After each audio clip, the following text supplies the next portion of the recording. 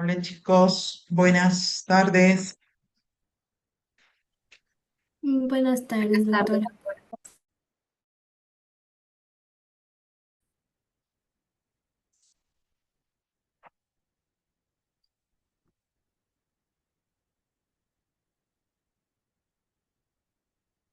Bien, hoy día vamos a hacemos la clase, que es una clase cortita, que es sobre las pruebas de función hepática, y luego pasamos a la exposición, ¿sí?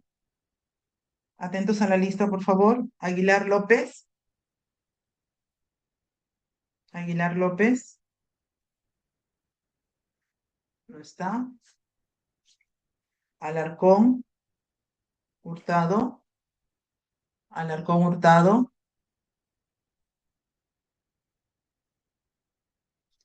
Tampoco está.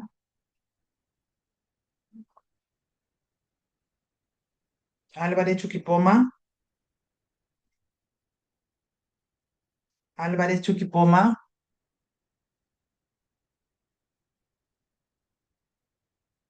Está. Arellano. Buenas tardes, presente. Ok. Arévalo Morales. Buenas tardes, doctora, presente. Becerra Rojas. Becerra Rojas Jorge. No está. Ok. Borbor. Presente, doctora, buenas tardes. Campos Jacinto. Presente, doctora, buenas tardes. Pero Estela. Presente, doctora. Buenas tardes. Castañeda Díaz. Castañeda Díaz. Mauricio no está. Ceballos Madrid. Ceballos Madrid. No está. Chafloque Falero. Presente, doctora. Buenas tardes. Chávez Leiva. Chávez Leiva. No está. Ciesa Vázquez. Presente, doctora. Buenas tardes. Crespo Campos. Crespo. Crespo no está. Cuba Sánchez. Presente, doctora, buenas tardes. Delgado Ciesa. Presente, doctora, buenas tardes. Delgado Sánchez. Presente, doctora. Buenas tardes. Eustaquio Honores. Presente, doctora, buenas tardes. Parroñay Caicay. Presente, doctora. Fernández Coronado. Presente, doctora, buenas tardes. Fernández Tatiana.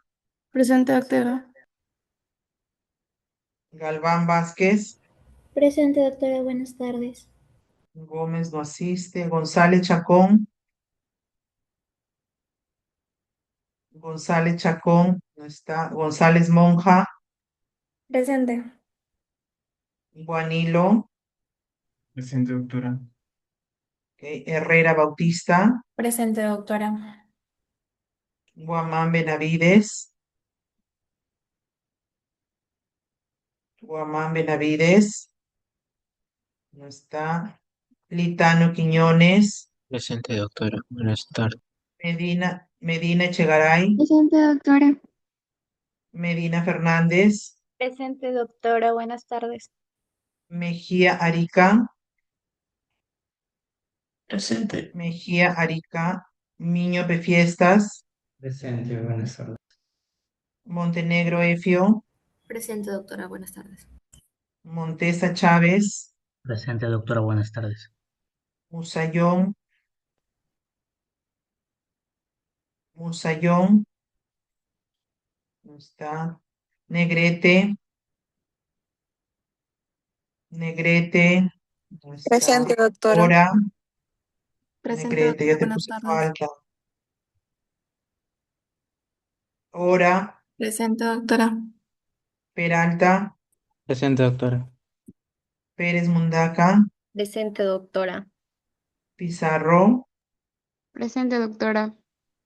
Quirós. Presente, doctora, buenas tardes. Quirós Sáenz. Presente, doctora, buenas tardes. Ramos Tarrillo. Ramos Tarrillo. No está. Romero Larrea. Presente, doctora, buenas tardes. Saldaña. Presente, doctora, buenas tardes. Sánchez Becerra, Presente, doctora. Buenas tardes. Sánchez Ripalda, Sánchez Ripalda, no está. Sánchez Torres, Sánchez Torres, no Buenas está. tardes. Tejada, Disculpe, Presente, Sánchez Torres. doctora. Sánchez Torres está. Sí, doctora, disculpe. Tejada Riojas, Presente, doctora. Torres Gamarra, Presente, doctora. Treyes, Presente, doctora. Varillas, Varillas, no está. Vázquez Fernández, Presente, doctora. Buenas noches. Vilches Zárate, Presente, doctora. Buenas tardes. Villanueva Estela, Villanueva, no está. Villegas Cruz, no está. Walter Aguirre, Walter Aguirre, no está. Gurtele, Gurtele, no está. Vázquez Tejada Fabiola, Presente, doctora. Buenas tardes. listo chicos, voy a compartir. Me indican si ya pueden ver la diapositiva. Ya empezamos, estamos con el tiempo justo para que puedan exponer. Vamos a empezar. Doctora, buenas tardes. Álvaro Chuquipo me asistió, disculpe. Hija, ya tomé asistencia. Tengo que avanzar, ¿ya? No han contestado porque todavía no, porque no estaban. Yo tomo asistencia más de las 6. Bien, vamos a hablar hoy día acerca de las pruebas de función hepática. Antes de empezar con las pruebas de función hepática, vamos a recordar, si pueden ver la diapositiva, ¿verdad, chicos? Sí, doctora. Sí, doctora. Ok, lo voy a hacer grande mejor. Vamos a recordar las pruebas de función hepática. Recuerden que el hígado es un órgano muy complejo. Tiene un abanico de funciones, tiene muchas tareas dentro de nuestro organismo, tareas de síntesis, tareas de destrucción, de hidratos de carbono, lípidos, proteínas, excreción de productos de desecho a través de la bilis, incluso modulación de la respuesta inmunitaria.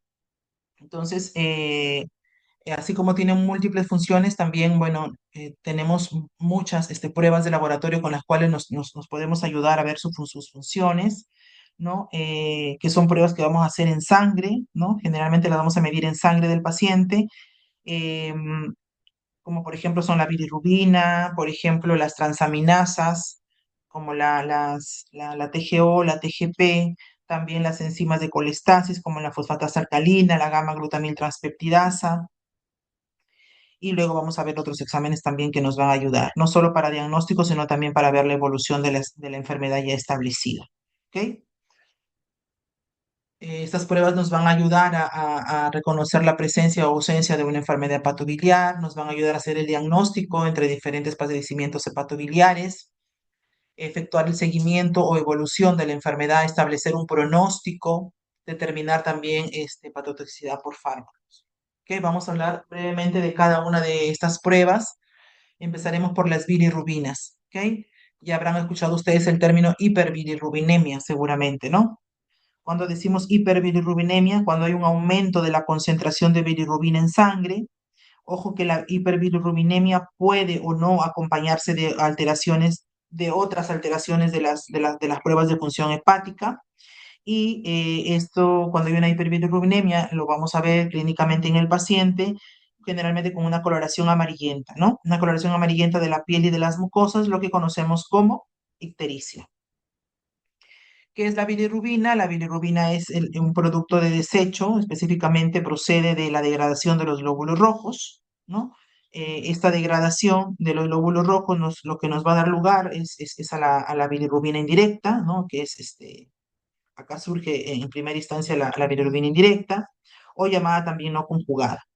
Esta bilirrubina es la que el hígado se va a encargar de eliminar por la bilis hacia el intestino, pero para ello el hígado pues tiene que someter a la bilirrubina a diferentes procesos de conjugación, ¿no? En el cual se va a obtener la bilirrubina conjugada o llamada también bilirrubina directa, y también a procesos de excreción, por el cual esta bilirrubina conjugada pasa a la bilis y a continuación la bilis recorre ahí una serie de conductos biliares, ¿no? Lo que conocemos como vía biliar, y luego se encargan de conducirla hacia el intestino.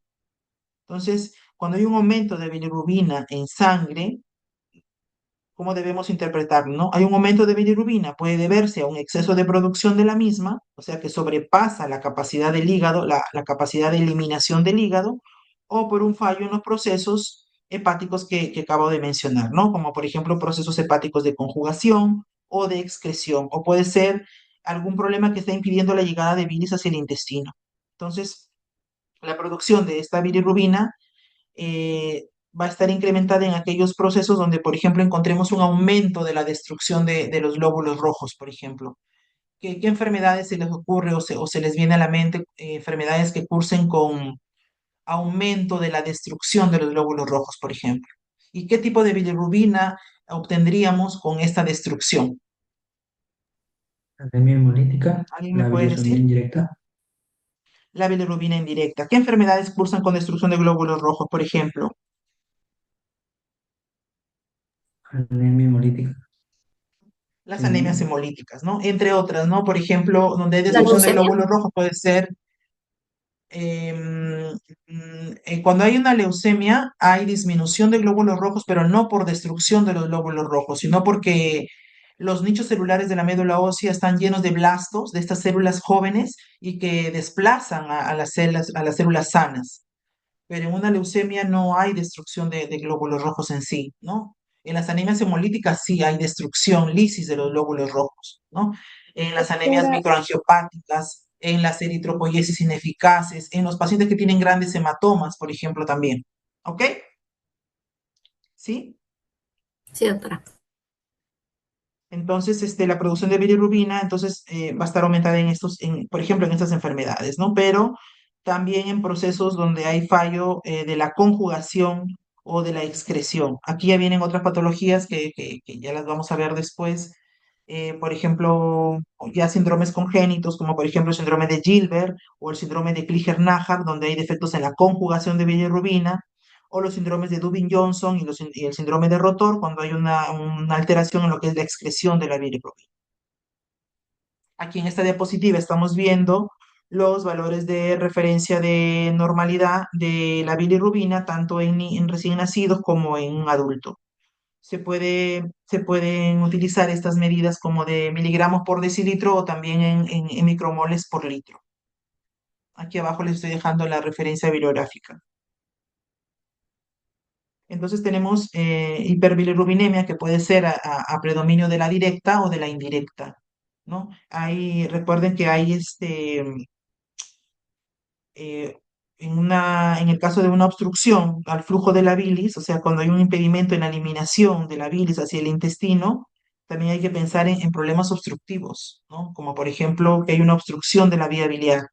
Muy frecuente en nuestro medio la presencia de cálculos, la presencia de cálculos en la vía biliar o tumores de cabeza de páncreas. En esos casos tendremos una hiperbilirrubinemia de tipo conjugada. ¿Ok? En su libro de laboratorio de Antonosi tenemos así este cuadro, por ejemplo, donde nos divide, ¿no? Hiperbilirubinemia directa con disfunción hepatocelular, las posibles causas, hiperbilirrubinemia indirecta con defecto en la producción. Aquí tenemos, por ejemplo, las anemias hemolíticas, ¿no? Lo que les estaba diciendo. O cuando hay una obstrucción biliar, en el caso de la elevación de la bilirrubina directa o conjugada, ¿no?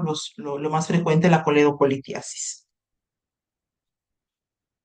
Aquí les estoy dejando a manera de ejemplo cómo hacemos en el laboratorio la determinación cuantitativa de la bilirrubina. En este caso les he puesto de ejemplo la bilirrubina total. Por ejemplo, aquí está el paso a paso de la valoración cuantitativa de bilirrubina, todo lo que es la fase preanalítica, la fase analítica y la fase posanalítica para llegar a obtener un resultado, ¿no?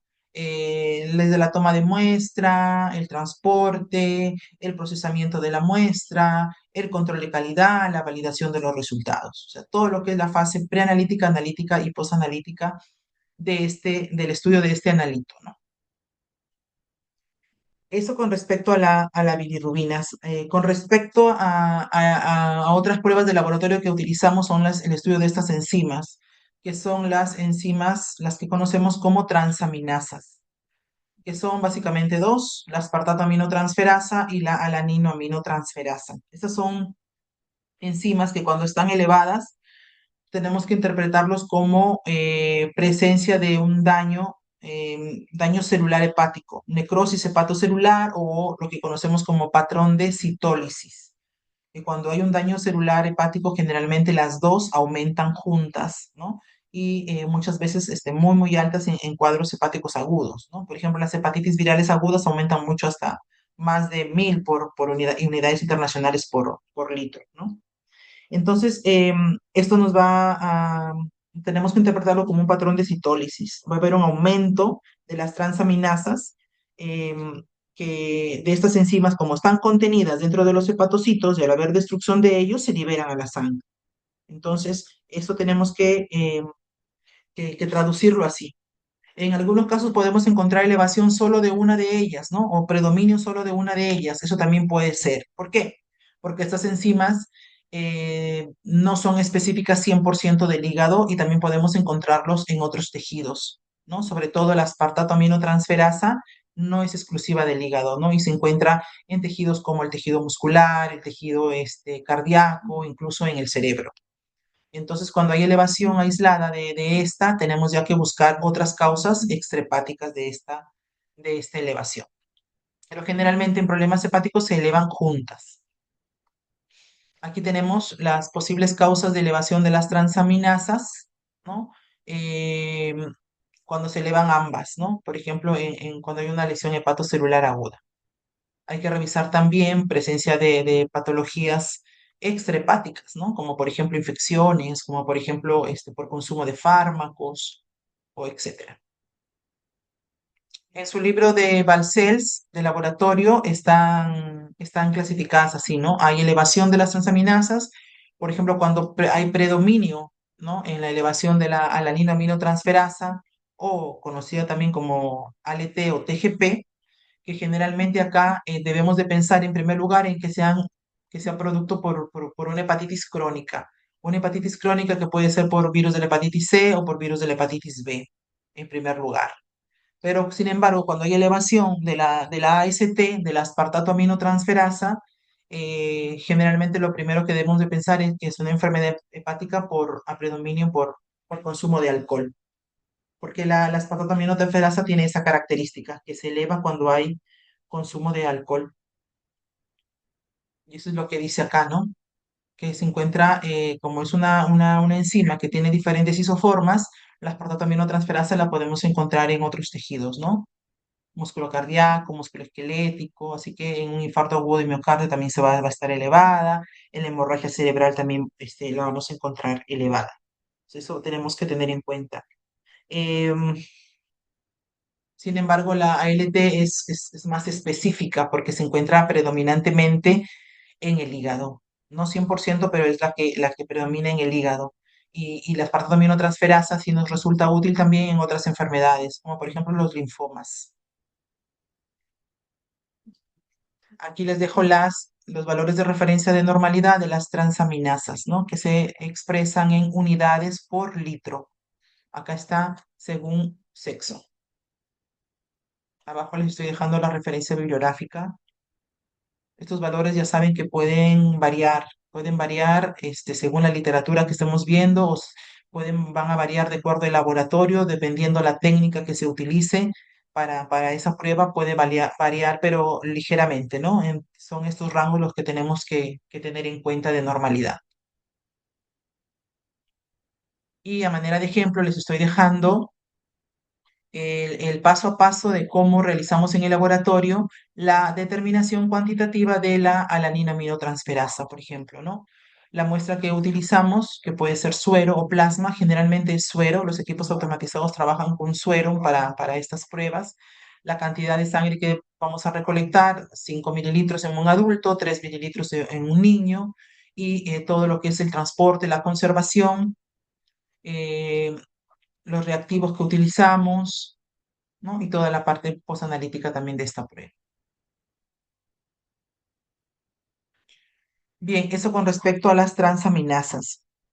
Con respecto a las enzimas que van a aumentar en los procesos de colestasis, tenemos básicamente dos enzimas, que son la gamma-glutamiltransfertirasa y la otra es la fosfatasa alcalina, que son los que nos van a dar el patrón de colestasis.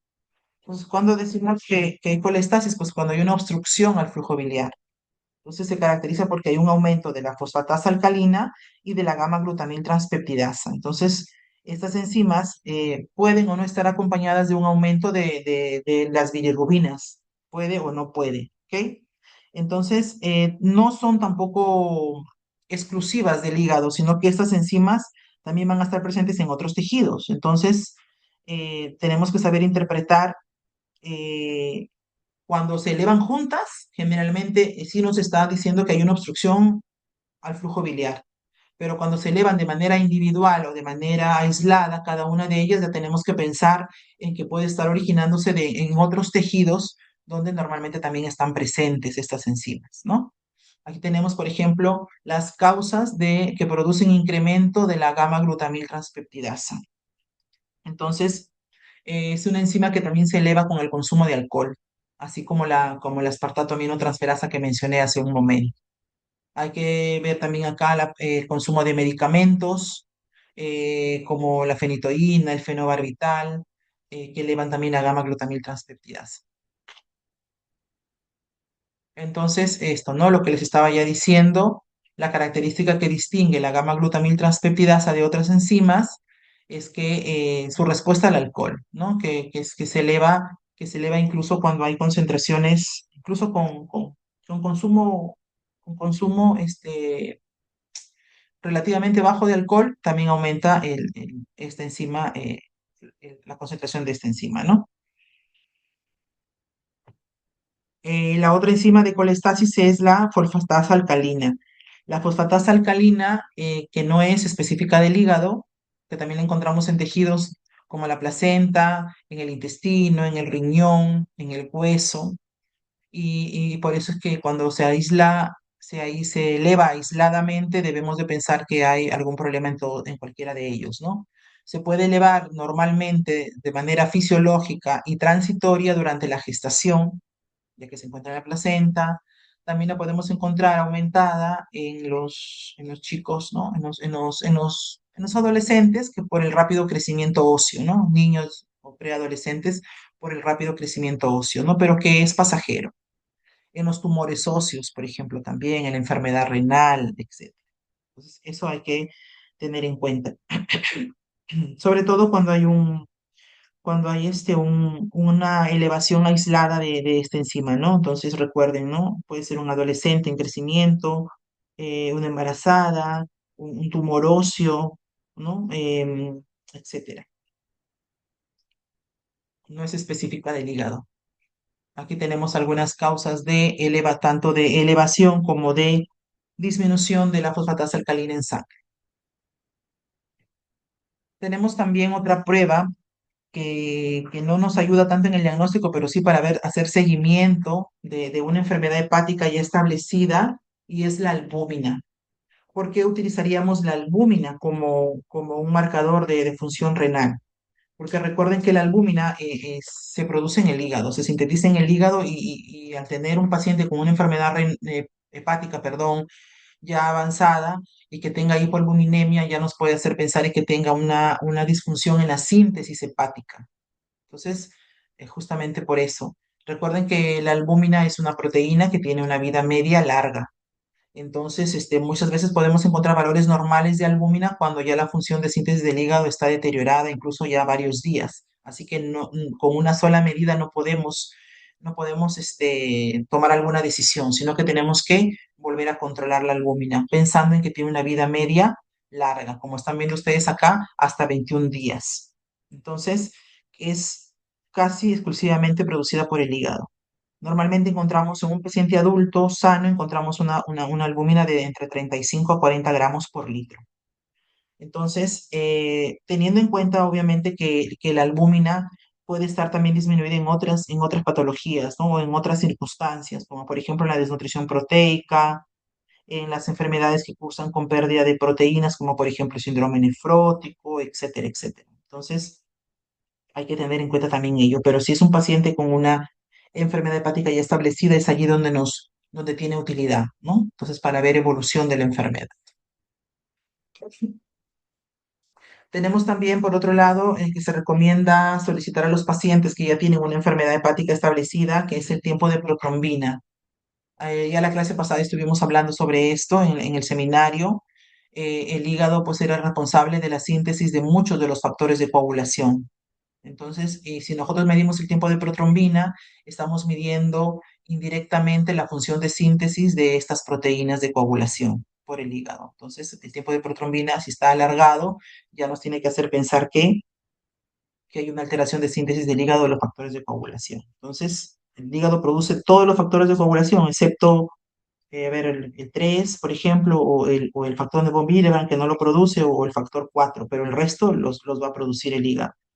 Entonces, esto ya lo vimos la clase pasada. ¿Cuánto era el tiempo normal de protrombina? Que lo dijeron sus compañeros en la exposición. ¿Recuerdan? ¿Cuánto es el tiempo normal el tiempo de protrombina normal? ¿Recuerdan? Medía los factores de coagulación de la vía intrínseca o extrínseca. ¿Recuerdan, chicos? De la vía extrínseca era, doctor. La vía extrínseca, muy bien. ¿Cuáles eran los valores del tiempo de protrombina? De 10 segundos a 13. Más o menos, ¿no? Más o menos entre 12 hasta 15 segundos podemos, y el tiempo parcial de tromboplastina activada, ¿cuál era su tiempo normal? ¿Recuerdan?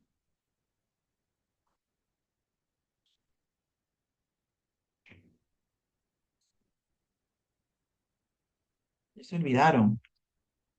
25 a 30 segundos. Entre 30 segundos aproximadamente, 30 a 40 segundos máximo, ¿ok? Bien, entonces es importante, por lo tanto, pedirle a un paciente que tiene una enfermedad hepática, pedirle pues el tiempo de protrombina o incluso también con su INR y hasta el TTPA, porque eso nos va a dar un valor pronóstico, nos va a ayudar. Hay estudios que demuestran, por ejemplo, que el INR junto con otros analitos como la bilirrubina y la creatinina incluso nos va a ayudar a establecer pronóstico en los pacientes que tienen cirrosis. Entonces hay que tener en cuenta esto. Por ejemplo, en los pacientes con insuficiencia hepática aguda, generalmente ellos cruzan con pérdida de la síntesis de estos factores de la coagulación. Antes de pasar a los algoritmos, ¿ustedes creen que sería necesario o importante pedirle también a este paciente con el cual estamos sospechando un problema hepático? ¿Sería también necesario pedirle, por ejemplo, glucosa al paciente? ¿Ustedes qué opinan?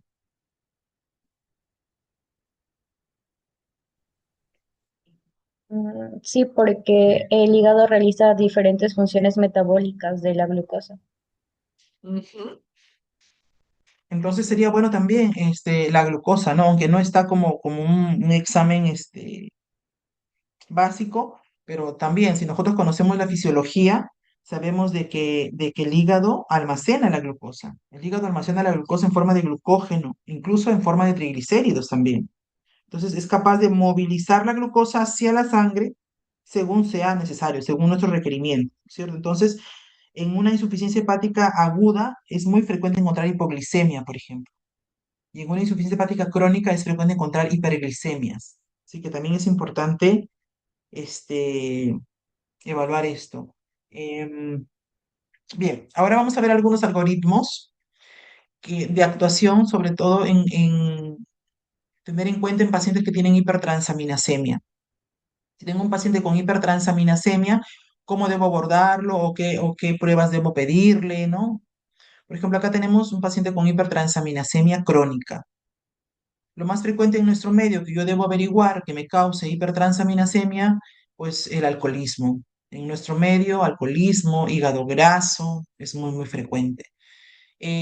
Para ello tengo pues que hacer una buena historia clínica, una anamnesis donde voy a investigar sobre consumo de alcohol o sobre consumo de fármacos, ¿no es cierto? Drogas, etcétera.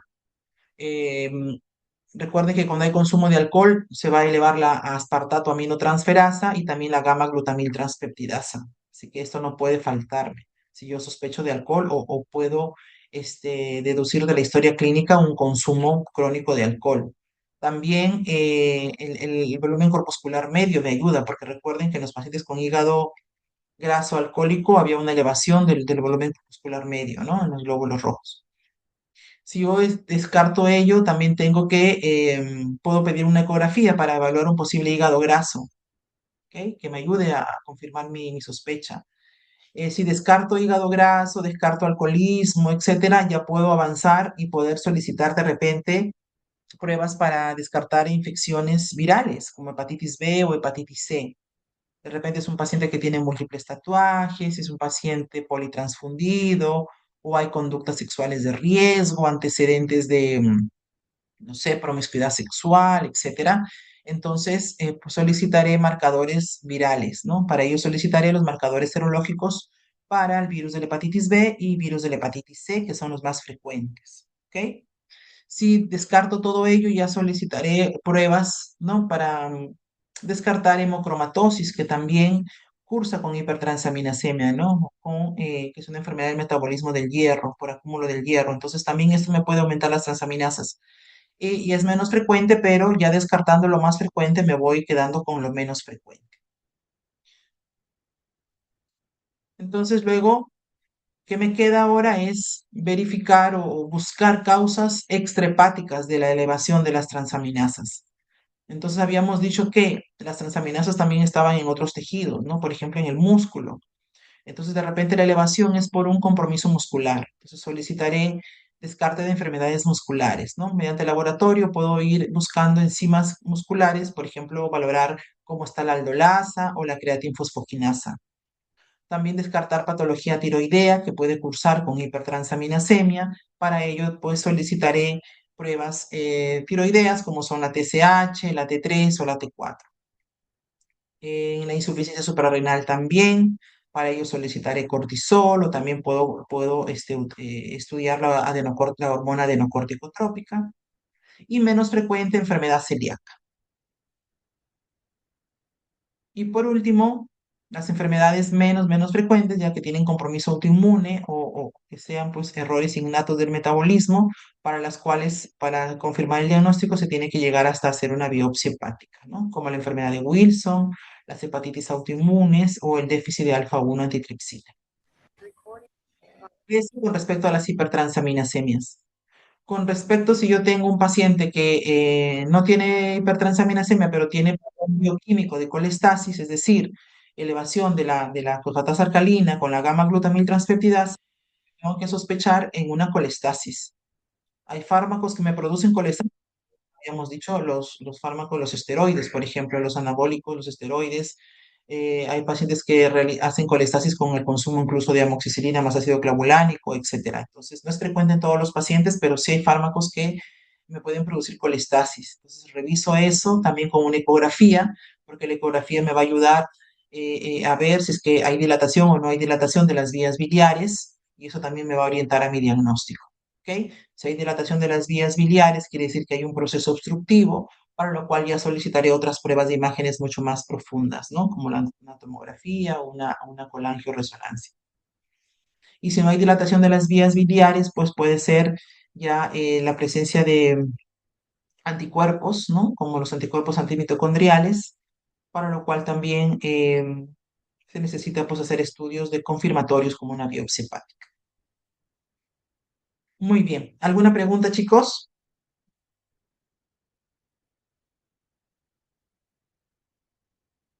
¿Alguna pregunta? No pregunta, doctor. Muy bien. Entonces, pasamos a la exposición. El grupo que va a exponer, el alumno que va a compartir, levanta la mano para poder darle el pase. Sí, doctora, y mi compañera nos va a pegar. A ver, hija, levanta la mano.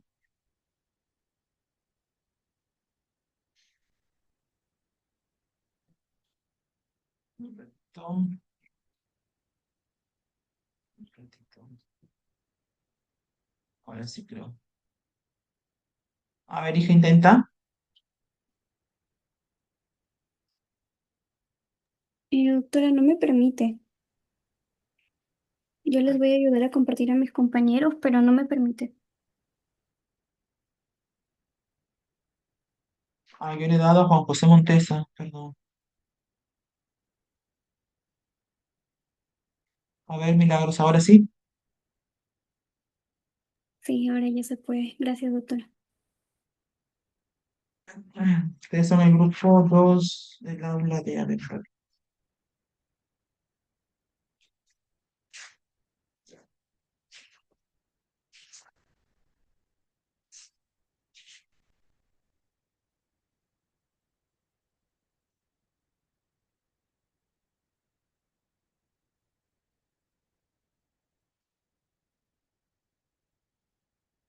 Herrera Bautista está.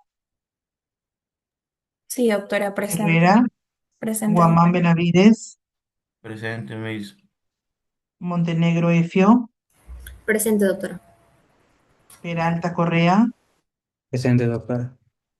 Pérez Mundaca, Presente, doctora. Treyes Asmat. Presente, doctora. Ok. Tienen media hora, chicos, por favor, traten de resumir, ¿ya? Sí, doctora. Listo. Ya, Entonces, entiendo. Buenas tardes, bueno, buenas noches con todos. Ahora les vamos a exponer sobre el estudio de la función renal por laboratorio clínico de las pruebas glomerulares, tubulares, examen de orina y el urocultivo. Ya, primero sobre la introducción de nuestro trabajo. La evaluación del riñón no solamente nos va a permitir diagnosticar patologías, sino también darle un seguimiento preciso a nuestros pacientes, lo cual en ese trabajo vamos a analizar el estudio renal desde una perspectiva integral de laboratorio, cuidando cada etapa del proceso, desde lo que es la fase preanalítica, con la que es la toma de muestra, y también la fase postanalítica de los resultados. Acá vamos a abordar marcadores clásicos como lo es la creatinina y la urea, pero vamos a dar un énfasis en especial de los marcadores modernos de alta sensibilidad, los cuales tenemos la cistatina C, y además vamos a hablar sobre los métodos automatizados, los cuales se van a usar hoy en día, los que se están usando, como el método de Jaffe y los ensayos de ureasa. También vamos a explorar el uroanálisis estandarizado, los cuales van a ser cubiertos desde la recolección correcta de la muestra hasta la evaluación del sedimento urinario, y así destacar un rigor técnico, lo cual es lo único que nos garantiza los resultados clínicamente útiles. En los objetivos vamos a analizar los marcadores de filtrado glomerular desde una óptica de laboratorio, fundamentar cómo se deben interpretar los procedimientos de uroanálisis físico y químico, y por último, determinar el valor diagnóstico renal, que nos va a aportar un sedimento urinario y de prueba funcional tubular. Siguiente, por favor. Ya. Ahora, para comenzar con lo que es el estudio de la función renal por laboratorio, tenemos que entender que nuestros riñones no solamente son un filtro de desechos, sino que es el principal órgano que se va a encargar de lo que es el equilibrio interno de nuestro cuerpo, la homeostasis. Acá vamos a observar entre sus funciones principales dos pilares fundamentales, que es la homeostasis y la función endocrina. La homeostasis consiste en que nuestro riñón mantiene el equilibrio hidroeléctrico, con lo cual va a controlar los niveles de agua y también de electrolitos, como lo es el sodio, el potasio, el calcio y el magnesio. Además, va a regular el pH, que es el equilibrio ácido-base, lo cual nos asegura un ambiente químico de nuestro cuerpo para que sea adecuado. En lo que es la función endocrina, también nos ayuda, bueno, también va a actuar como una glándula, la cual va a sintetizar una hormona importante que es la eritroproyectina, la cual es una de las esenciales para la producción de glóbulos rojos, y la renina, que es la que nos regula la presión arterial. Y por otro lado, vamos a tener los marcadores exógenos, Estos se van a llamar exógenos porque son sustancias externas que deben inyectarle al paciente. Tenemos la inulina, que es la considerada como la gold estándar, pero es la más precisa en lo que es filtración, ya que el riñón la filtra libremente sin reabsorción, sin reabsorberla ni mucho menos secretarla. Y tenemos lo que es el Inoexol y el EDTA, las cuales son alternativas modernas que se van a utilizar principalmente en protocolos de investigación o cuando se va a requerir una precisión mucho más extrema. Pero estos son marcadores muy importantes, pero son como procedimientos muy invasivos para nuestro paciente, lo cual nos va a llevar a buscar unas prácticas de laboratorio que no sean invasivas. Siguiente, por favor. Ya, ahora vamos a tener la cistatina como la cistatina C como el nuevo estándar de precisión. ¿Por qué? Porque esta, lo que es su origen, a diferencia de los otros marcadores, esta proteína es producida por todas las células nucleadas de nuestro organismo y lo hace en constante ritmo. Entonces, esto va a significar que su presencia en la sangre va a ser muy estable y no va a depender de un solo órgano, sino de la actividad celular general. Entonces, la ventaja es de que si comparamos la creatinina convencional con la cistatina C, esta no va a depender de la edad, ni del sexo, ni de la dieta, o mucho menos de la masa muscular, lo cual es vital en el laboratorio porque esta elimina los errores de interpretación en pacientes que están muy delgados o adultos mayores, ancianos o niños o también personas con dietas especiales donde la creatinina se suele dar valores engañosos. También tenemos su detección temprana, que esa es la que hace brillar a este. ¿Por qué? Porque este es mucho más sensible. Puede detectar daños renales en sus etapas más iniciales, permitiendo que el médico que esté a cargo pueda detectar mucho antes la función renal si se ve esta comprometida severamente. Siguiente, por favor. Ya, ahora vamos a tener lo que son los valores de referencia y limitaciones. Primero, vamos a tener lo que es su rango normal. Acá la cistatina C se sitúa entre el 0,5 a 1,5 miligramos sobre decilitros, lo cual nos indica que es un rango bastante estrecho y lo cual es estable.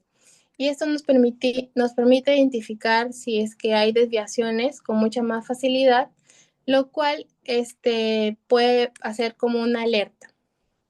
En lo que es las causas de elevación, están relacionadas con un daño renal real. Por ejemplo, puede ser por el uso de corticoides o un hipertiroidismo, los cuales pueden elevar estos niveles de la proteína. Y entonces esto nos quiere decir que es importante saber la historia clínica del paciente para no dar un falso diagnóstico de falla renal. Y también debemos recordar que esta es mucho más sensible para detectar el daño renal en etapas iniciales, mientras que otros marcadores pueden tardar días y encima mostrar fallas. Entonces, la cistatina C nos da una ventaja de oportunidad invaluable para el tratamiento temprano del paciente. Siguiente. Continuando con la exposición, vamos a ver sobre la producción y la eliminación de la creatinina. La creatina viene a ser el metabolismo final tanto de la creatina y de la fosfocreatina. Por un lado, la creatina viene a ser un ácido orgánico nitrogenado, el cual tiene una producción mayor tanto en riñón y hígado y en menor cantidad en páncreas, el cual se va a formar a partir de lo que van a ser tres aminoácidos, la, la arginina, la glicina y la metionina. Esto, según parámetros clínicos, los cuales son variables, dice que este proceso va a gastar el 10% de lo que sea de la glicina, el 22% de la arginina y lo que es el 42% de la metionina. En cual esto, la producción de la creatina, esto se va a dar tanto en riñón como el hígado. Esto, una vez ya que se ha sintetizado la creatina, es transportado a lo que es el músculo esquelético en una mayor producción y esto en una menor cantidad lo que nos a tejidos como lo que nos hace el cerebro. ¿Para qué? Para que se fosforile por la creatina quinasa y se forme la fosforocreatina. Una vez que se ha formado la fosforocreatina, esto va a actuar como un almacén de energía de rápida disponibilidad. Esto, en el otro punto vendrá a ser tanto la creatina como la fosforocreatina. Estos se van a convertir de manera espontánea y no utilizando enzimas, lo que es la creatinina. Esto en un intervalo del 1 al 2% del colesterol del pol de creatina al día, lo que hace referencia a que es la creatinina es directamente proporcional a, lo que es a la masa muscular del individuo, lo que hace también referencia a sus cuatro características importantes, que tiene una producción rápida, una producción rápida y constante, una liberación simultánea, una excreción discreta y lo que vendrá a ser no tiene una absorción. En lo que vendrá a ser su eliminación, esto principalmente se va a eliminar por lo que vendrá a ser la filtración glomerular. ¿Puedes pasar a la siguiente diapositiva, por favor? Ya, lo que vendrá a ser la creatinina como valor clínico, la creatinina, a pesar de ser un desecho metabólico de los músculos, esto tiene un alto aclaramiento que es casi a 1, pero en lo que vendrá a ser un valor tanto clínico como fisiológico es considerado 1, a pesar de que esto se libera simultáneamente en los túbulos proximales. Esto va a alterar ligeramente lo que es la tasa de filtración glomerular. Por ende, esto se posiciona como un candidato óptimo para evaluar a pacientes que ellos ya tienen una casi producción continua, lo que es de la creatinina, y también la eliminación casi continua de la misma. Por ende, esto vendrá a ser una prueba rápida, sencilla y la más utilizada, por ende es también la más estudiada, pero esto tiene una debilidad que no es altamente precisa. Lo que vendrá a ser, como se visualiza en la primera imagen en la parte superior, esto vamos a tener lo que vendrá a ser la tasa de filtración glomerular. Cuando va a descender súbitamente lo que está en 100% baja un 50%, que va a ocasionar que el riñón va a filtrar y excretar lo que vendrá a ser a 50% parcial. Y si va a secretar el 50% parcial, va a haber un aumento de lo que vendrá a ser las proteínas plasmáticas. Y al haber un aumento de proteínas plasmáticas, va a ocasionar que haya una concentración de creatinina en sangre. Por ende, para que en cada cuerpo va a haber un mecanismo de respuesta, por ende va a esperar a la siguiente prolongación para que equivale tanto lo que entra a ser la acumulación de creatinina en sangre. En lo que va a ser en la segunda imagen, la velocidad de la excreción de la creatinina se obtiene en lo que vendrá a ser en su incremento en el plasma. Esto, como mencionó mi compañera, que tiene un valor entre 0,8 a lo que vendrá a ser 1,2 en lo que vendrá a ser su valor normal. Por ende, esto se va a hacer a menor filtración glomerular, va a haber mayores niveles de creatinina. Es, y en la cuenta C, en la tercera imagen también se hace referencia a lo que a medida que aumenta lo que entonces la creatina, esto va a haber menor filtración. Esto, ¿puedes pasar a la siguiente diapositiva? Lo que vendrá a ser cuando hay la creatinina alta, hay una alta creatinina y una creatinina baja. Esto, como ya mencioné al inicio, la creatinina viene a ser un producto desecho, lo que viene a ser del cuerpo a partir de los músculos. Es decir, cuando va a haber una ingesta de alimentos, se va a consumir lo que viene a ser la carne, y la carne va a ser proteínas. Las proteínas, esto se degrada por el metabolismo, va a llegar a lo que viene a ser los aminoácidos. Y dentro de estos aminoácidos, se va a encontrar la creatinina. Y de la creatinina se va a desglosar de la creatina y se va a desglosar la creatinina. La creatinina en sus valores normales fisiológicos es importante para la producción de ATP y que permita la producción de energía en lo que hace a nivel celular. Pero si es que se encuentra tanto niveles elevados en sangre como orina, el médico tiene que hacer una prueba de orina para verificar si el problema es a nivel del hígado o del riñón. El hígado es el principal órgano metabolizador. El problema, no va a ser tan amplio, ya que se puede tratar recientemente por unos estudios de un limpiado de hígado. En cambio, lo que va a hacer a nivel de riñón, sí esto va a ocasionar daño lo que va a hacer en las nefronas, por ende acá su complicancia vendrá a ser mayor. Y aquí se ha tocado estos 4 puntos, lo que vendrá a ser en la falla renal. ¿Qué va a ocasionar? Cuando la falla va a ser dentro del riñón y ¿qué va a ocasionar? Va a dañar lo que vendrá a ser las nefronas o a nivel de lo que vendrá a ser los túbulos del intersticio. Por ende, a ver un fallo de glomérulo, la filtración va a disminuir. Y si va a disminuir, esto se va a reducir también la tasa de filtración glomerular. En consecuencia, la creatinina no se filtra adecuadamente, por ende va a haber un acúmulo de creatinina en sangre. Y aquí unos ejemplos tenemos lo que es la necrosis tubular aguda, una glomerulonefritis y por último la nefropatía diabética.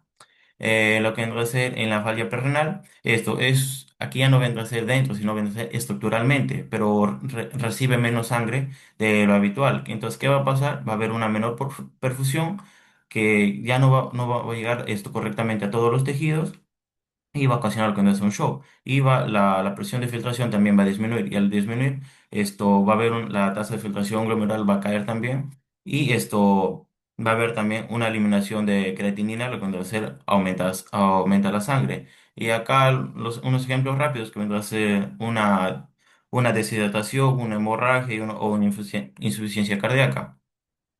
Lo que vendrá la falla renal esto viene a ser el problema es después del riñón, porque acá va a ocasionar ya viene a ser una obstrucción. ¿Qué pasa? Que va a haber una obstrucción de lo que sea del flujo urinario y va a aumentar lo que viene a ser la presión retrógrada hacia los túbulos y los glomérulos. En consecuencia, la filtración glomerular va a caer y esto va a haber una menor eliminación de creatina, por ende, esto se va a elevar sus niveles en sangre. Y acá unos ejemplos vendrán a ser tumores o cálculos urinarios que vendrán a ser más frecuentes. Esto, lo que vendrá a ser una unión, cuando la creatinina, de las cuatro fallas, cuando va a haber un aumento de creatinina, va a disminuir tanto la tasa de filtración glomerular, sin importar lo que vendrá a ser su causa. La siguiente diapositiva, por favor.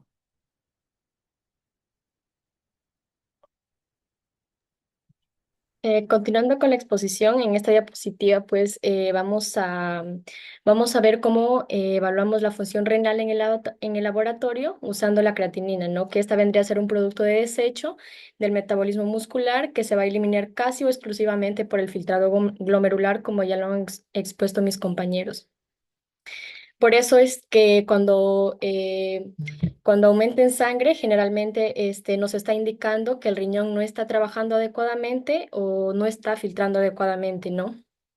Es por eso que en este primer apartado tenemos que en la depuración de la creatinina tenemos que es una forma directa de estimar el filtrado glomerular, donde lo vamos a calcular pues utilizando la creatinina en orina, que vendría a estar dado en miligramos por decilitro, el volumen de la orina en mililitros, la creatinina en plasma en miligramos por decilitro y el tiempo que generalmente pues va a estar dado en minutos, donde se aplicaría en la fórmula que se observa, ¿no? De esta manera vamos a evaluar cuánto se elimina en la orina en relación con lo que hay en sangre en un tiempo determinado.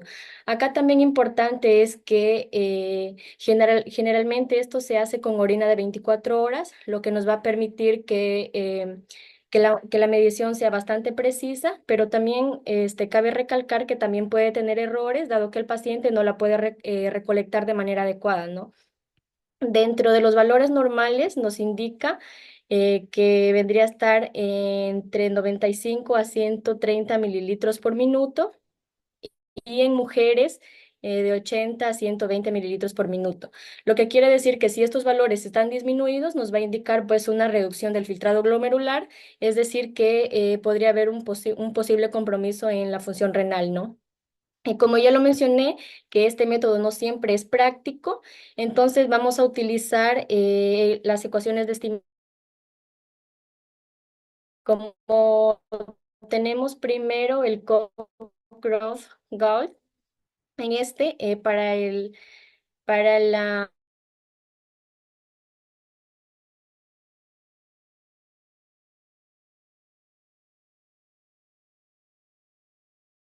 peso, que esto va a estar relacionado con la masa muscular y dividido por 72 por la creatinina sérica, que es cuánto desecho hay en sangre.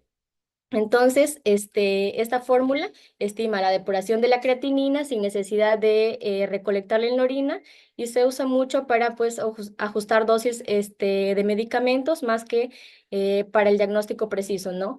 También luego tenemos la ecuación MDRD. Esta ya estima directamente la tasa del filtrado glomerular y es más útil en pacientes con enfermedad renal.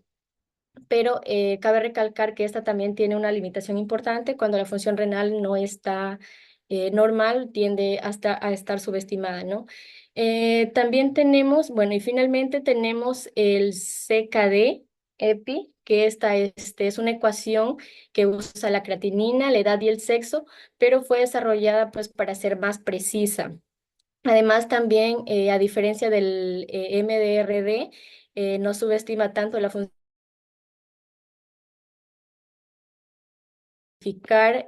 mejor a los pacientes.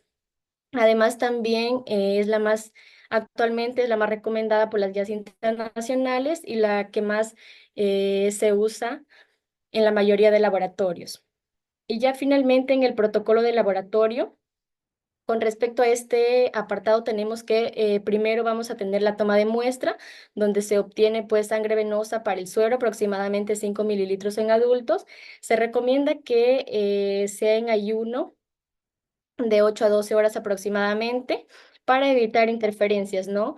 Luego vamos a tener, en cuanto a la conservación, vamos a tener que esta se mantiene de entre 2 a 8 grados Celsius, estable hasta 7 días en refrigeración, lo cual pues nos va a garantizar la estabilidad de la creatinina.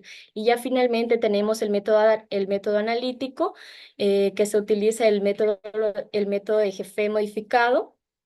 Pues aquí vamos a tener que la creatinina va a reaccionar con el ácido pícrico en medio alcalino, formando un complejo de color medio anaranjado, ¿no?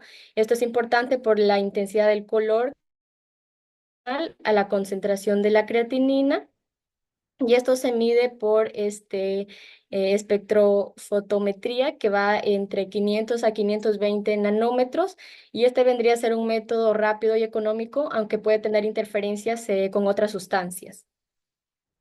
Siguiente, compañera. Bueno, ahora sí, continuando con la exposición, yo voy a hablar sobre la parte de la urea. Esta va a ser un complemento ideal de la creatinina para el diagnóstico diferencial. En cuanto a la urea y el BUN, que es el nitrógeno ureico en sangre, van a tener unos valores normales. El primero de 2 a 54 miligramos por decilitro y el nitrógeno ureico en sangre de 8 a 25 miligramos por decilitro. Cuando va a haber una urea alta o también llamada hiperazoemia, las causas de este van a ser, por ejemplo, dietas hiperproteicas, hemorragia digestiva y también puede ser por falla renal. En cuanto este caso se va a dar es porque el hígado va a producir más urea de lo que los riñones van a poder filtrar y generalmente debido a ese exceso de carga de nitrógeno en el sistema o en el paciente, ¿no? En cuanto a las dietas hiperproteicas, es cuando se da el consumo excesivo de lo que son proteínas como carnes rojas, suplementos, pollo o pescado. Y este incremento de la carga de nitrógeno que debe ser metabolizada en el hígado va a derivar una mayor urea sérica y urinaria. También puede darse en caso de hemorragia digestiva alta. La presencia de sangre en el tracto gastrointestinal es una causa que va a ser una de las más comunes de aumento de urea, y la sangre, que es una fuente de proteína que al ser digerida y absorbida en el intestino va a generar una carga de nitrógeno para convertirla esta en urea. Y también va a haber el aumento del catabolismo proteico, que esta se va a dar mayormente en situaciones de estrés corporal, donde el cuerpo va a descomponer las propias proteínas musculares, y estas se pueden dar, por ejemplo, en ayuno prolongado, en infecciones severas, en fiebre y en traumatismos graves o también en quemaduras. Cuando son las causas por falla renal, o ya es la llamada también azoemia renal, esta va a ocurrir cuando la estructura o la función del riñón van a estar dañadas, y estas van a impedir así la filtración y la eliminación adecuada de la urea producida. Esto se puede dar en 3 casos: en la insuficiencia renal aguda, en la insuficiencia renal grave y en la insuficiencia renal funcional. En cuanto a la insuficiencia renal aguda, va a ser un daño rápido y a menudo va a ser reversible del riñón. Comúnmente va a ser causado por una necrosis tubular aguda o por un shock.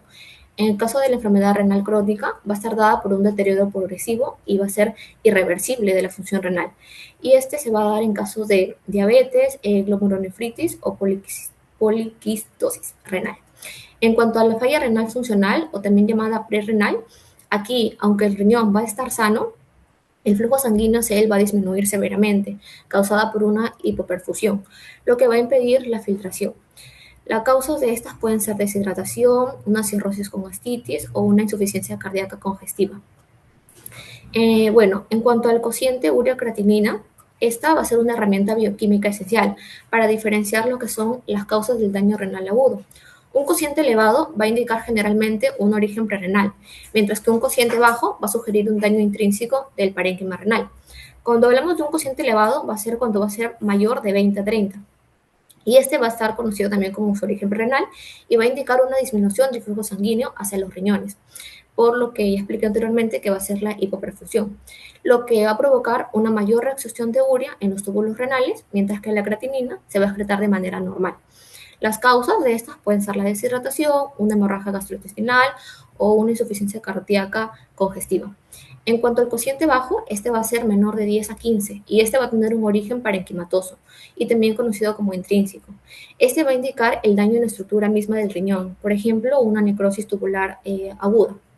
En este caso, ya el riñón va a perder la capacidad para concentrar la orina y reabsorber la urea, por lo que ambos, tanto el cociente elevado como el bajo, van a estar elevados de una manera proporcional. Las causas de este va a ser, por ejemplo, el daño del tejido renal o enfermedades inflamatorias. Siguiente diapositiva, por favor. En cuanto al protocolo de urea, aquí vamos a explicar lo que es el método de ureasa glutamato deshidrogenasa y posteriormente también voy a explicar lo que son los controles de calidad en el equipo automatizado para la toma de la muestra. El método de ureasa glutamato deshidrogenasa, o conocida también como GLDH, es la técnica enzimática de referencia más utilizada.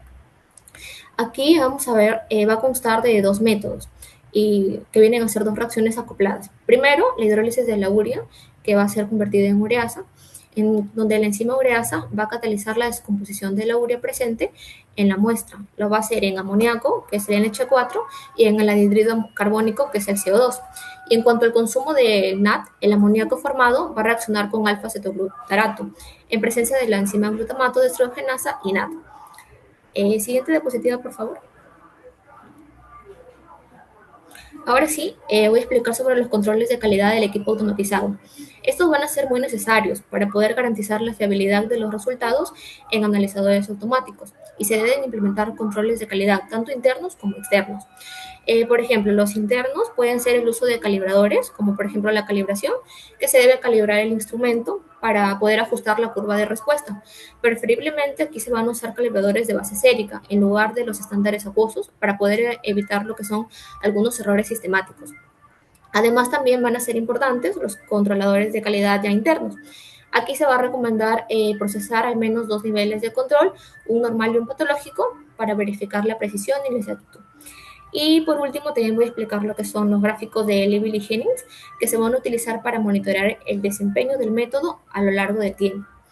Y bueno, también como último le he considerado la verificación de reactivos, ¿no? Para ver si es que va a haber una presencia de turbidez en el reactivo del trabajo o una absorbancia en blanco muy baja que puede indicarnos ya lo que es un deterioro. Como una recomendación adicional es que no se pueden usar anticoagulantes que contengan amonio, como por ejemplo la heparina amiónica o fluoruros, ya que estos van a interferir con lo que son las enzimas. Lo doy paso a mi compañero.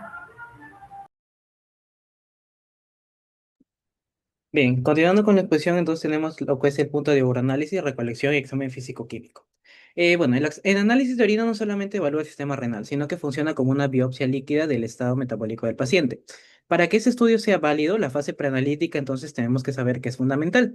En este caso, las muestras pueden conservarse a temperatura ambiente en un máximo de 2 horas y si se requiere más tiempo deben guardarse en nevera de entre 2 grados centígrados y 8 grados centígrados hasta inclusive por 5 días, ¿no? Para evitar que la degradación, perdón, de lo que son los analitos y por lo tanto, bueno, la proliferación también bacteriana que alterarían los resultados, ¿no? Entonces, primero comenzaremos viendo lo que es los métodos de recolección de orina, detalles técnicos y riesgos. Básicamente aquí tenemos que tomar en cuenta que la integridad de la muestra depende de una técnica de obtención estricta, ¿no? ¿Para qué? Para así poder minimizar la presencia de contaminantes de la flora cutánea y de lo que es la flora vaginal. Primero tenemos lo que es la micción espontánea, la técnica de chorro medio. Este va a ser el método de elección para el cribado general. Se debe enfatizar en este caso la importancia de la higiene previa con agua y jabón neutro, evitando antisépticos fuertes que puedan inhibir el crecimiento bacteriano en caso de cultivo. El descarte de los primeros 20 a 30 mililitros de orina también es crucial, ya que este volumen inicial suele contener la mayor carga de detritos celulares y bacterias de la uretra. Como dato, pues tenemos que tomar en cuenta aquí también que siempre se prefiere procesar la primera orina en la mañana. ¿Por qué? Porque al haber estado retenida en la vejiga durante toda la noche, está mucho más concentrada, lo que maximiza la detección de elementos en este caso, lo que son los elementos formes, ¿no? Los cilindros, células y sustancias químicas también, como las proteínas y nitritos, que podrían pasar ya desapercibidos en una orina diluida tomada a media tarde. Luego tenemos a lo que es el cateterismo vesical. ¿Qué sería esto? Es la técnica invasiva indicada cuando el paciente presenta una obstrucción infravesical o en pacientes críticos que requieren un control de diuresis, en este caso horaria, ¿no? Clínicamente se debe tener precaución extrema en este caso, ya que la inserción del catéter puede arrastrar bacterias de la uretra hacia lo que es la vejiga, convirtiendo una colonización asintomática en lo que sería, bueno, una hitoatrogénica, ¿no? Luego tenemos a lo que es la aspiración suprapúbica. Este va a ser el procedimiento más preciso para el diagnóstico de infecciones en lo que son neonatos y lactantes, donde las bolsas colectoras tienen una tasa de falsos positivos de hasta, pues se puede decir el 70%. Se realiza mediante punción percutánea por encima de la sínfisis del pubis y preferiblemente guiada por ecografía para asegurar que la vejiga tenga, en este caso, suficiente volumen de llenado. La aguja se va a introducir, ¿no? Con un ángulo aproximado de 20 grados. Al saltarse por completo la uretra, en este caso, va a garantizar que cualquier bacteria que crezca en el urocultivo posterior sea un patógeno real y no un falso positivo por contaminación de la piel. Siguiente diapositiva, por favor.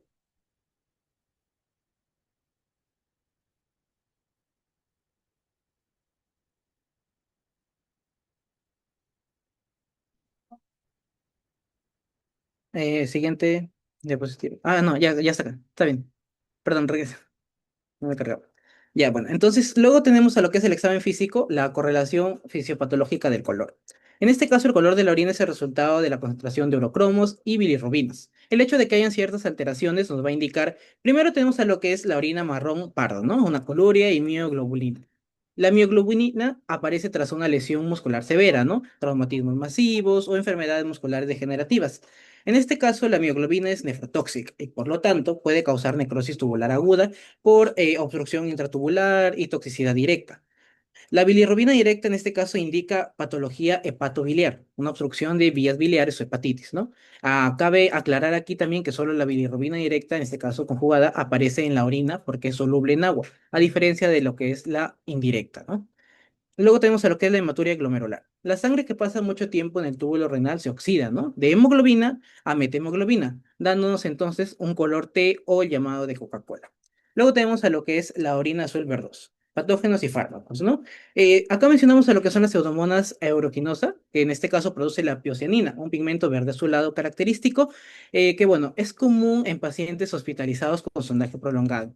Luego mencionamos lo que son los medicamentos. Aquí mencionamos a lo que es el azul de metileno, usado en cirugías o en tratamientos de metahemoglobinemia, y ciertos antidepresivos como la amitripina que pueden teñir la orina de estos tonos, ¿no? Y con respecto a lo que es la orina turbia, pues la presencia de elementos formes, ¿no? La piuria, en este caso, la presencia masiva de leucocitos, el pus, da un aspecto lechoso o turbio. Y la fosfaturia, que bueno, en orinas alcalinas, los cristales de fosfato triple precipitan, causando lo que es la turbidez, que típicamente, bueno, pues desaparece si se añade una gota de ácido acético, en este caso el llamado vinagre. Siguiente diapositiva. Bueno, ahí simplemente es para poder observar con mayor claridad lo que son estos, los tonos de la orina. Siguiente, por favor.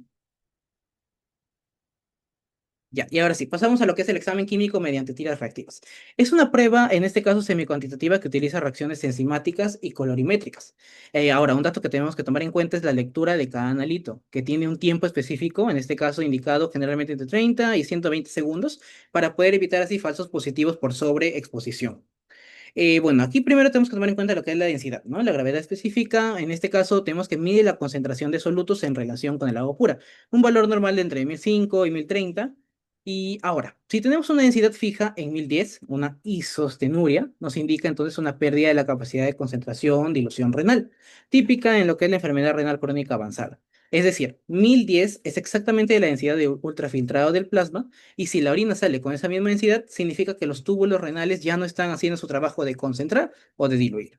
Luego tenemos a lo que son las proteínas. Bueno, acá mencionamos principalmente lo que es la albúmina, ¿no? La almohadilla de la tira es altamente sensible a la albúmina debido al error proteico de los indicadores de pH. Un resultado en este caso de uno más aproximadamente 30 miligramos por decilitro o más nos va a requerir lo que es una confirmación mediante una proteinuria de 24 horas o el índice de albúmina creatinina en orina. Tercer punto tenemos a lo que es la glucosa. Bueno, en este caso detecta la glucosuria cuando en este caso supera el umbral renal, ¿no? De reabsorción tubular. Es importante aquí considerar que en pacientes con defectos en el tubo proximal, el llamado síndrome de Fanconi puede tener una glucosuria con niveles de glucosa en sangre totalmente normales. Y bueno, fisiológicamente este umbral ocurre alrededor de los 180 miligramos por decilitro de glucosa en sangre, ¿no? Y a partir de ahí, los transportadores tubulares se saturan y el azúcar rebalsa hacia lo que es la orina. Y como cuarto punto tenemos a los nitritos y los leucocitos. Su positividad tiene un alto valor predicto positivo para infecciones por enterobacterias, pero un resultado negativo no descarta un hito. Algunas bacterias como Enterococcus o Staphylococcus no reducen nitratos. Es por ello que, bueno, como dato tomemos en cuenta que las tiras también miden leucocitos a través de la enzima esterasa leucocitaria. Para que los nitratos de la dieta se conviertan en nitritos detectables, la orina debe haber permanecido en la vejiga por al menos 4 horas interactuando con lo que son las bacterias. Siguiente cuestión. Bien, y como último punto, pues tenemos que mencionar lo que es el pH urinario, ¿no? El equilibrio ácido-base renal. El riñón como regulador maestro equilibra ácido-base. El riñón pues mantiene el pH sanguíneo cerca de 7,4, excretando el exceso de iones de hidrógeno. Primero tenemos que mencionar lo que es la disminución del pH. La aciduria, el pH menor a 5,5, ¿no? Tenemos a lo que es la acidosis metabólica como respuesta compensatoria para eliminar lo que es el exceso de ácidos fijos. Las dietas hiperproteicas también. El metabolismo de aminoácidos azufrados genera ácidos que acidifican lo que es la orina. La cetoacidosis también, que es la presencia de cuerpos cetónicos, ¿no? Ácidos, en lo que son pacientes diabéticos descompensados. Y ahora, una advertencia que debemos tomar en cuenta es que una orina persistentemente ácida favorece a lo que es la precipitación de cristales de ácido úrico y oxalato de calcio, siendo entonces un factor de riesgo altísimo para lo que es la formación de litiasis renal, ¿no? Los llamados CALPS. Y luego tenemos a lo que es el aumento del pH. La alcaluria, en este caso un pH mayor a 7. Acá mencionamos a lo que es la ingesta de cítricos, ¿no? A pesar de ser ácidos, su metabolismo produce citrato, que actúa como un agente alcalizante. Luego tenemos a lo que son las infecciones por ureasa. Bacterias como el Proteus degradan la urea en amoníaco, elevando el pH por encima de 8,0, lo que va a facilitar la formación de cálculos.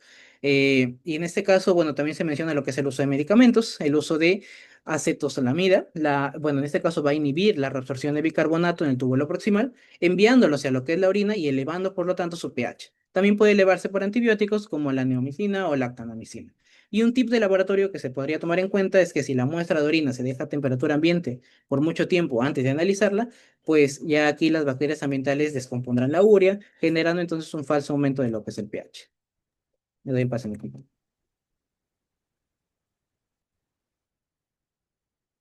Bien, continuando con lo que es el segmento urinario y la función tubular, tenemos lo que es el análisis microscópico, ¿no?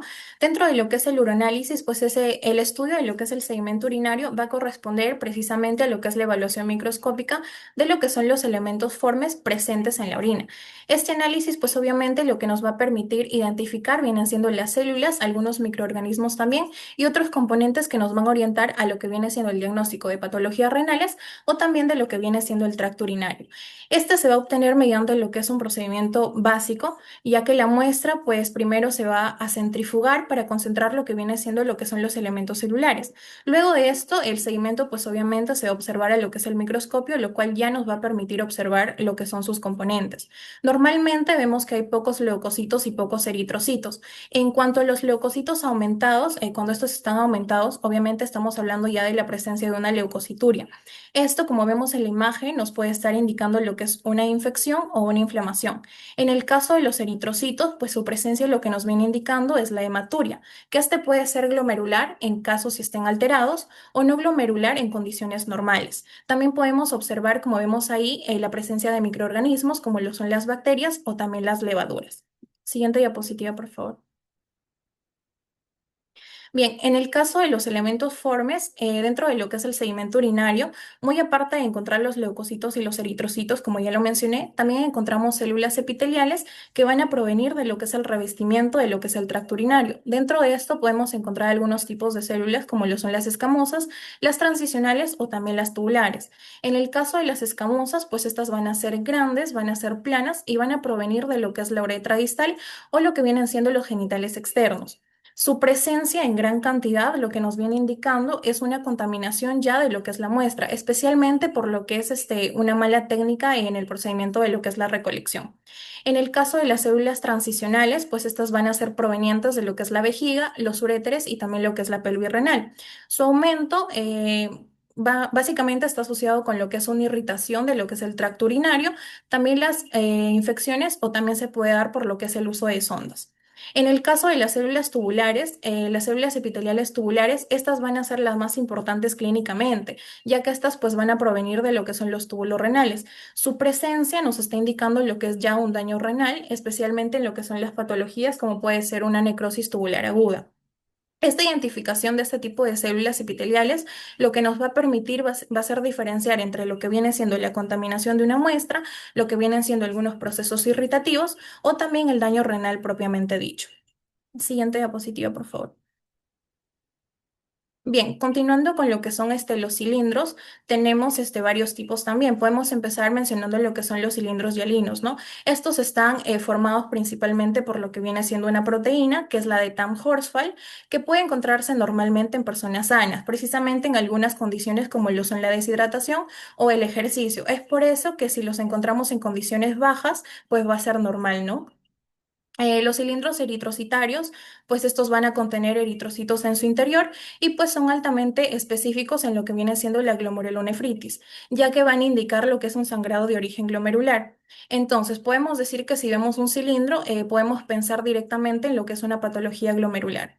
En el caso de los cilindros leucocitarios, pues estos van a contener obviamente los leucocitos y se van a asociar a lo que vienen siendo los procesos infecciosos del riñón, como un ejemplo puede ser la pilonefritis.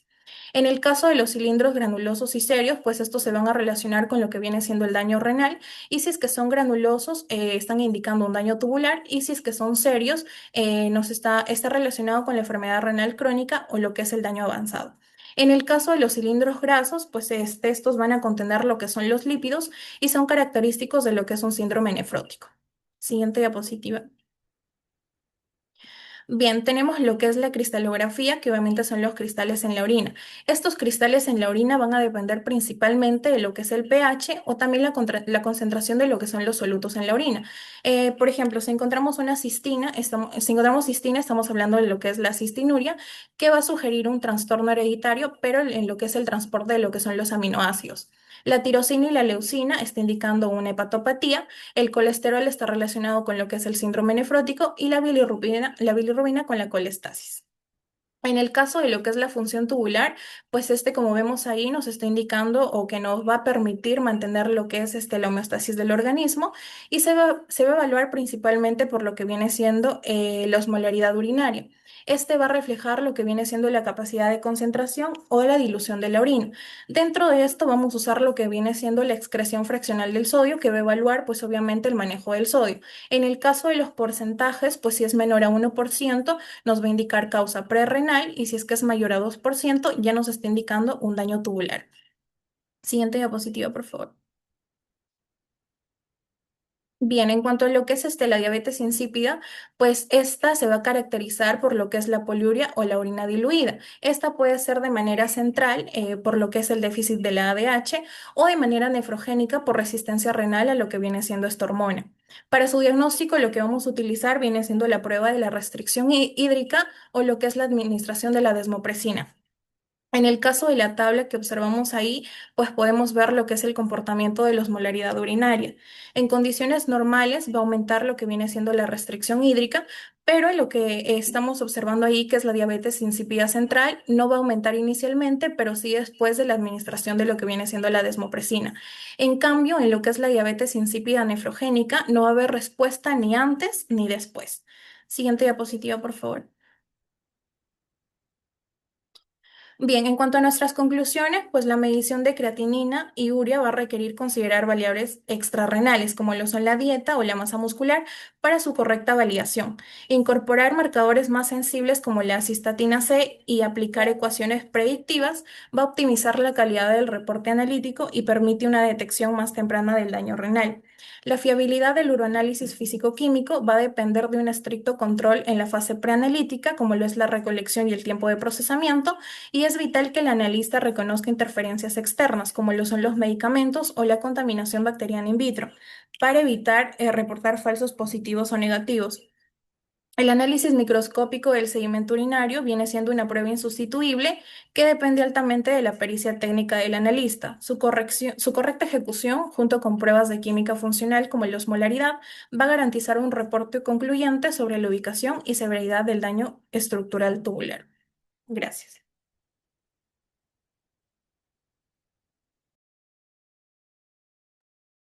Muy bien, chicos, muchas gracias. Ha estado muy completa la exposición. ¿Alguna pregunta de sus compañeros? A ver, Gracias, doctora. ¿alguna pregunta, alguna duda?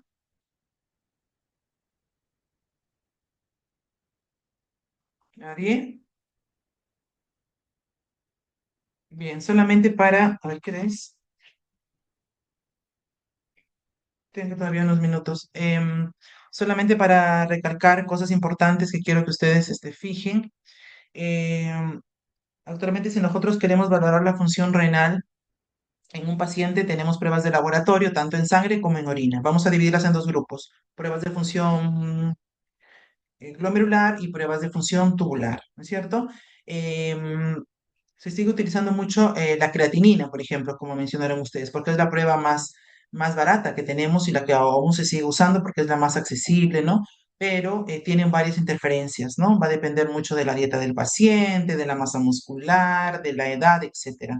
Cada vez se está utilizando más la cistatina C, ya que no tiene esas interferencias, pero, bueno, es más sensible, más específica, pero es mucho más costosa. Así que no solamente utilicemos la creatinina, sino que también tenemos que tener en cuenta de que es importante, sobre todo en pacientes crónicos, utilizar las tasas de filtración que también ha mencionado, porque con estas ecuaciones nos va a permitir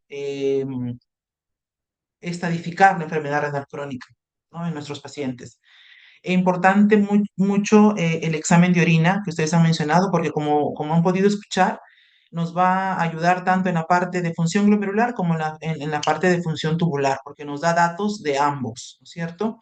Y cuando nosotros ya estemos sospechando de que haya daño renal, ya cuando hay daño renal en pacientes sobre todo que tienen factores de riesgo como diabetes o hipertensión, ya tenemos que pedir la microalbuminuria, ¿ok? Se está utilizando cada vez más el examen del índice de urea creatinina, por ejemplo. Se sigue usando todavía la prueba de proteinuria de 24 horas, ¿no? Pero lo cual requiere que el paciente esté bien educado, bien concientizado y explicarle correctamente cómo debe ser la toma de muestra, ¿no? Que cuando es una orina de 24 horas, la primera orina de la mañana la tiene que desechar. A partir de la segunda orina es que tiene que recolectar hasta el día siguiente. No es lo mismo que el examen de orina que utilizamos para ver, por ejemplo, para descartar una infección urinaria. Eso sí tiene que ser la primera orina de la mañana. Lo que tiene que descartar es el primer chorro. Y el segundo chorro es el que tiene que ir en el contenedor. Por eso se llama prueba del chorro medio. Y hacer hincapié bastante en lo que es la limpieza, la higiene. Y en estos casos sí se debe utilizar un envase estéril. ¿Ok? Entonces, eso ya es parte de nuestra labor de educar al paciente. Entonces, es muy importante que cuando estemos sospechando ya de daño renal, hacer el seguimiento al paciente con esta búsqueda de proteínas, de pérdida de proteínas por la orina. ¿Ok? Em, ¿Qué más mencionaron? Siempre tener en cuenta la clínica del paciente, ¿no? Ninguna prueba de laboratorio tiene valor absoluto por sí sola. Los resultados tienen que interpretarse en contexto de la clínica del paciente. Buscar historial farmacológico, por ejemplo. Y como también ustedes han podido leer, hay exámenes incluso que dependen mucho del estado de hidratación del paciente, ¿no? Como por ejemplo la que se modifica mucho es la urea con el estado de hidratación del paciente. Y hay mucha importancia en lo que es la prevención, ¿no? Y acá también nos ayuda mucho el laboratorio, ¿no? Hacer el diagnóstico precoz para poder reducir la progresión hacia una enfermedad renal crónica, hacia una diálisis, hacia un trasplante. Pues para eso nos sirven también las pruebas de laboratorio y tenemos que usarlas no solamente para hacer diagnósticos, sino también para hacer un cribado de la función renal para prevención. Entonces, en resumen, si yo sospecho de un fallo renal agudo, ¿qué le debo pedir al paciente? A ver, dicen que han entendido todo, que no hay ninguna duda. A ver, ahora yo les pregunto a ustedes. Si yo sospecho de un daño renal agudo, ¿qué le debo pedir al paciente? Para los que no han expuesto.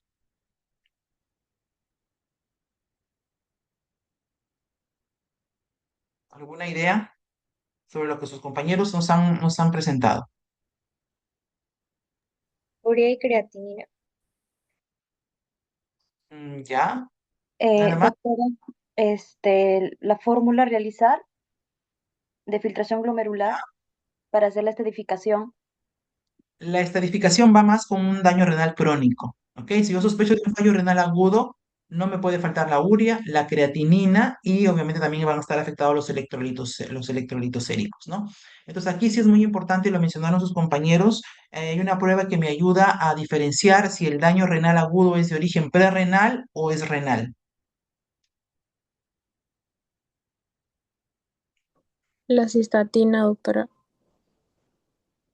No, la cistatina me puede ayudar a reemplazar la creatinina, que es mucho más sensible y específica, pero hay una prueba que me ayuda a diferenciar entre el origen prerrenal y renal en un daño renal agudo. La urea y la creatinina. No, eso ya lo dijimos, aparte del perfil básico va a ser la urea y la creatinina y los electrolitos para un daño renal agudo. Pero aparte, en el daño renal agudo, yo tengo que diferenciar si es de origen prerrenal o renal. ¿Qué es lo que me ayudaba acá? Doctora, ¿era el cociente de urea y boom? ¿Algo así No, mencionaron? la fracción de excreción de sodio, ¿ok? Acá me ayuda la fracción de excreción de sodio. Y también, si yo sospecho de un daño renal agudo, el examen de orina también me ayuda, porque yo en el sedimento urinario, ¿qué puedo encontrar en una, por ejemplo, en una necrosis tubular aguda? Que lo han mencionado también. ¿Qué puedo encontrar en una necrosis tubular aguda? Porque estamos hablando de un fallo renal agudo ahorita, ¿no es cierto? ¿El sedimento urinario me ayudará en un daño renal agudo? Ya les dije que sí. ¿Qué encuentro en el sedimento urinario de un paciente con fallo renal agudo? Y que me puede ayudar a diagnosticar una necrosis tubular aguda. Proteínas. Su compañero habló de los cilindros, ¿no es cierto? ¿Qué cilindros yo voy a encontrar que me sugieran de una necrosis tubular aguda? ¿Qué tipo de cilindros? Los Mi granulosos. compañero lo mencionó. Exacto. Búsqueda de cilindros granulosos que me van a ayudar a diagnosticar una necrosis tubular aguda. O cilindros hialinos que me pueden también sugerir que la causa no es renal, sino prerrenal. ¿Ok? Prerrenal, es decir, que no hay daño intrínseco del parénquima renal, sino que es una causa extrarrenal, que puede ser una deshidratación severa, una sepsis, etcétera. ¿Ok? Entonces, eso, el perfil básico que es la urea, creatinina y electrolitos, la fracción excretada de sodio y el sedimento urinario. Ahora ya viene, si yo sospecho que es una enfermedad renal crónica, ahora sí vienen las ecuaciones que dice su compañera, ¿no? Las ecuaciones, ¿no? La tasa de filtración que me va a ayudar que hay varias diferentes ecuaciones, diferentes fórmulas, que todas tienen sus ventajas y desventajas, y que me van a ayudar a estadificar el estado de disfunción renal de mi paciente. Eso ya es una enfermedad renal crónica en pacientes que tienen hipertensión, que tienen diabetes. Después, qué otro parámetro en un paciente, que les acabo de yo de decir en este momento, en un paciente que yo sospecho una enfermedad renal crónica, qué otra prueba me ayudaba? ¿Se acuerdan? Cuando yo sospecho que ya hay daño renal o lesión renal,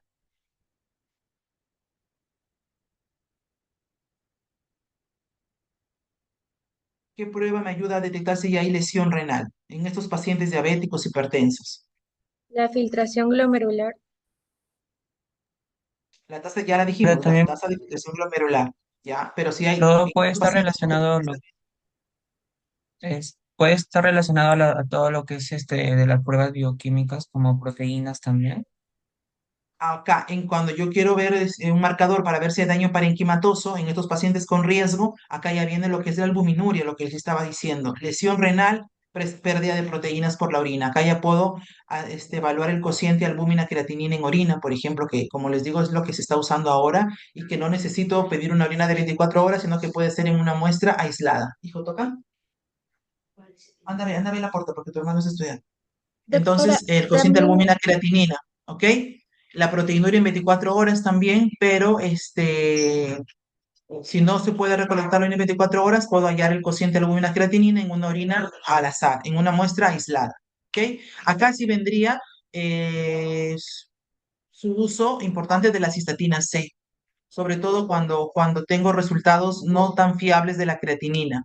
Por ejemplo, en los pacientes extremos con mucha masa muscular, por ejemplo, o pacientes que estén en los extremos de la vida, de edades, acá sí me podría ayudar mucho la cistatina C. Eso cuando sospecho de una enfermedad renal crónica. Si ya sospecho, si ya tengo un diagnóstico mucho más específico de que se trate de un síndrome nefrótico o de un síndrome nefrítico, es decir, que yo ya sospecho que se trate de una glomerulopatía en sí, ya sea por síndrome nefrótico o síndrome nefrítico, bueno, allí sí ya es más direccionado, ¿no? Por ejemplo, acá sí tengo que hacer una proteinuria de 24 horas, porque yo tengo que demostrar que se está eliminando proteínas por la orina. Acá ya puedo, si sospecho que es un síndrome nefrítico, el examen de orina me va a ayudar, su compañero lo dijo, me va a ayudar el examen de orina porque voy a poder buscar hematuria, ¿no? Hematuria, incluso diferentes tipos de hematuria. Puede ser una hematuria dismórfica, ¿no? Con glóbulos rojos alterados en su morfología. O voy a poder buscar cilindros hemáticos, que ya me están indicando que hay inflamación del glomérulo. ¿Ok? Si sospecho que es de una causa autoinmune, por ejemplo, ya tendré que pedir un perfil inmunológico. Por ejemplo, pruebas de complemento.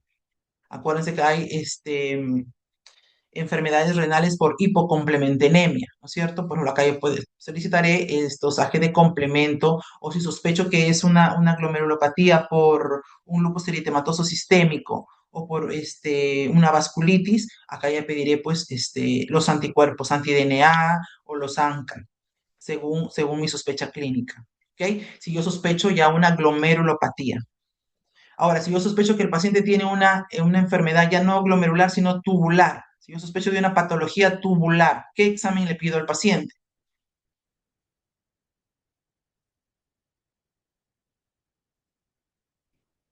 ¿Qué voy a evaluar si yo sospecho si ya la función glomerular no está alterada, pero yo sospecho que es una alteración de la función tubular? ¿Qué exámenes se pedía en la función tubular?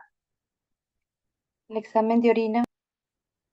¿Qué evalúa el examen de orina en la función tubular? ¿Qué me interesa cuando sospecho de función tubular o quiero evaluar la función tubular? Sodio. La densidad urinaria, ¿no es cierto? La densidad urinaria, el pH urinario me ayuda para ello y lo puedo obtener con un examen bioquímico de orina, ¿ok?